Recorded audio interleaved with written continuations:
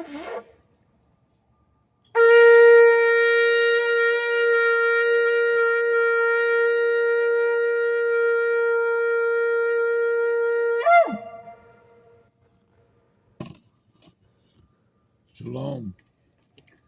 This is a test of the spiritual broadcasting system, the heavenly Aharetz, the heavenly earth, and the Aharetz Hashemayim, the earthly heavens. And within all this, people, I got to tell you that, I wanted to make this fast. So there is a need of a spiritual awakening that all amongst the so-called people that I dwell among, there's a lack of faith no matter what. Maybe trying to work your way or whatever to the kingdom, or do this or do that, or live this or live that. And I'm telling you, this earth is going to be destroyed. That your treasure in heaven is the only thing to think about at this moment. On earth as in heaven, not as in heaven as on earth. On earth as in heaven. So my point being is everybody twists that to let's build a building, let's get a bigger bank account, let's buy multiple transportation devices. So you know what I mean? Not to be joking around, but how do I want to say it? I'm fighting a battle, and the battle is that all this wealth of the world, and yet they're trying to use it to destroy the world itself. As you know, we wars and rumors of wars since the beginning of time. And so now that we've Shimkat Torah, re-rolled the scroll back to Genesis, I believe that if you study way beyond one's imagination as you read the text, whatever translation it might be, in English, in whatever language you like the most, read it, and it tells you what's going on. Not only that, there is not one thing in this earth that I have found that ever gives you a spiritual awakening of this is only a test of the American emergency broadcast situation.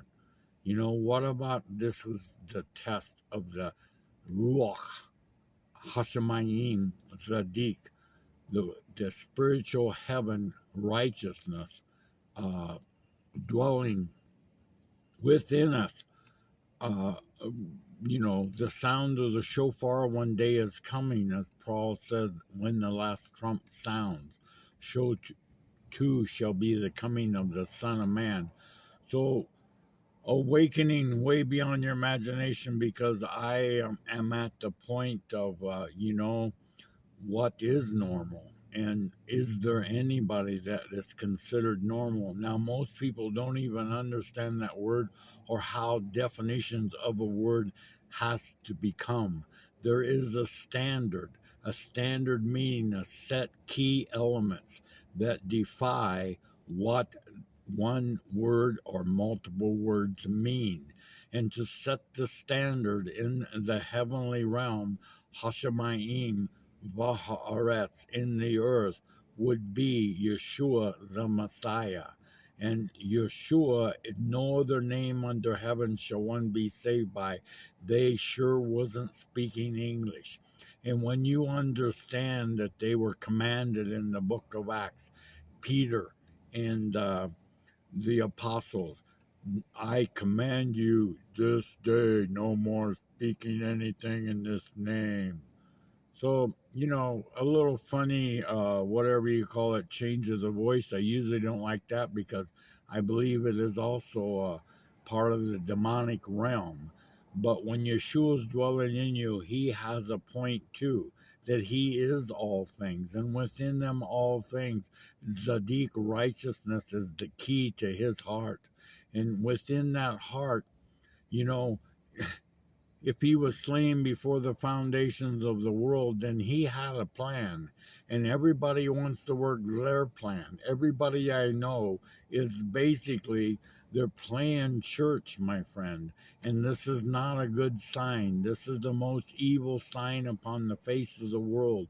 When you start believing, a man-made doctrine of religious theology, to think that you're part of a so-called religious sect, is probably the most unclean thing you could ever do. And so I never checked the box of a so-called man-made doctrine of a religious society.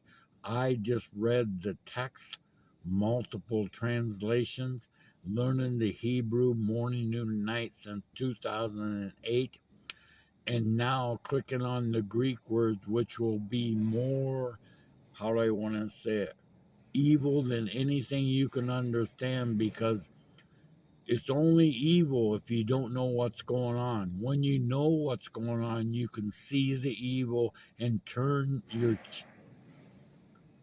how do you want to say it, kata? Well, you can turn basically the 180-degree turn, and you can walk away from it.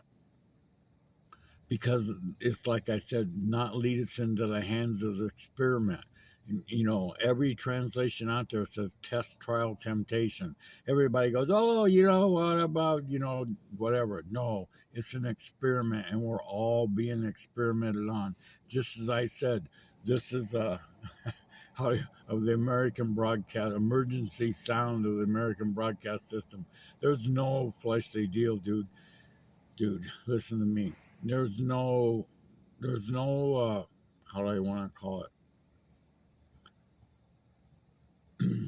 normal situation in this world. Everybody is under so-called genetically modified brainwave programming situation, because my eyes are open. And you might say, well, that's what the Satan says in the garden, that surely your eyes will be open. Yeah, well, my eyes are open, and whether you think it's him or not, I'm telling you, I'm Zadik. I'm walking in that righteous way. I'm not trying to build my treasure on earth. I could care less about anything about this place, because what I found out is evil is ruling, and it's just the start of what's coming. I believe with all my heart, people. Right now, it is almost the end of October, and in Prescott, Arizona, the sun is basting like microwave uh, upon your flesh. It hurts to be out in the direct sun. And maybe it's been like that in the past. I don't know.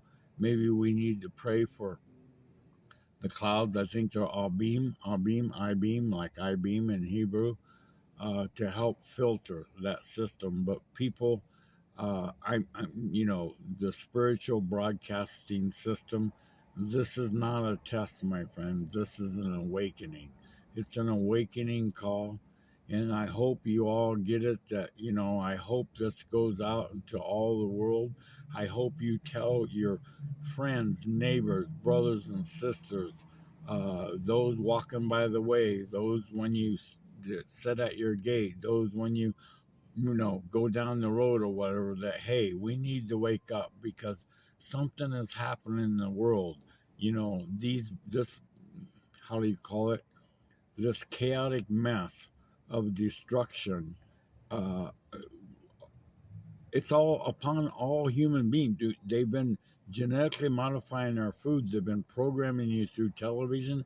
They have ultra low frequencies. That's an L frequency that programs your brain.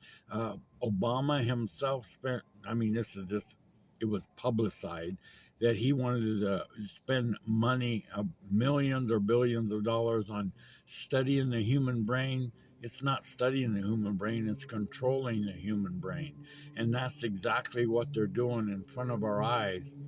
And, you know, the Garden of Eden, back to the Shimkat Torah, the rerolling of the scroll, to the book of Bereshit, the book of Genesis, is an amazing thing. It'll explain to you that in them first 6 chapters, 7, 8, 9, whatever you want to call it, explains exactly what's going on. So the exodus out of the Garden of Eden is this chaotic mess we're in. So I'm going to, how do I want to say it? I want to warn you right now, I'll do a little toot. Maybe turn down your system.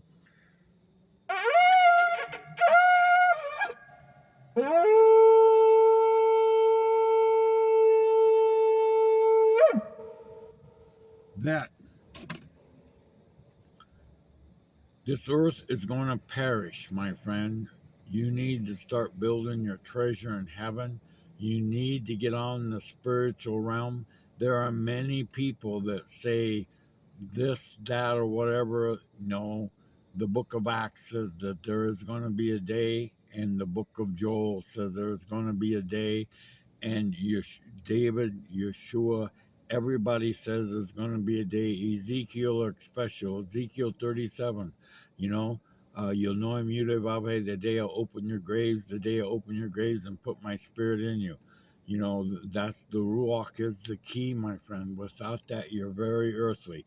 You're trying to say, look at me, I got the whatever it is, materialistic type situations. And, you know, look at my garden. Well, the garden is not as big as the grapes were when they went to the promised land to spy out the land. You know what I mean? The grapes were as big as grapefruits at that time. So, you know, your little puny garden, that whatever it might be, I'm telling you, everybody's got it wrong, and everybody's trying to be somebody, and you're nobody until Yeshua dwells in you, and you're here to build your treasure in the life to come, not this world, my friend. It is too much of a chaotic mess. So within all that, I hope you understand that I would love to uh, take you to, I think it's, you know, I don't know. I just read it this morning.